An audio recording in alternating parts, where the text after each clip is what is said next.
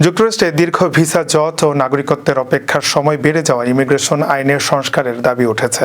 ১৯৯০ সালের ইমিগ্রেশন অ্যাক্টের পর ভিসা পেতে গড় সময় বেড়ে ৫.৬ বছর হয়েছে, আর ২০২৫ সালে আবেদনকারীর সংখ্যা ১,১৩,০০,০০০ ছাড়িয়েছে। এতে অনেক অভিবাসী নাগরিকত্ব পাওয়ার আগে মারা যাওয়ার ঝুঁকিতে রয়েছেন। এই প্রেক্ষাপটে ১৯২৯ সালের রেজিস্ট্রি স্ট্যাটিটিউট সংস্কারের প্রস্তাব এনেছে সিনেটর অ্যালেক্স পেডিল্লা। প্রস্তাব অনুযায়ী ৭ বছরের বসবাসের প্রমাণ থাকলে অভিবাসীরা নাগরিকত্বের সুযোগ পাবেন।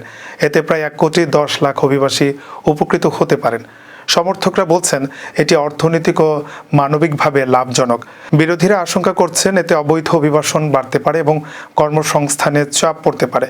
বিশ্লেষকরা মনে করছেন কার্যকর ও মানবিক নাগরিকত্ব ব্যবস্থা গড়ে তোলার প্রয়োজনীয়তা আরও স্পষ্ট হয়ে উঠেছে।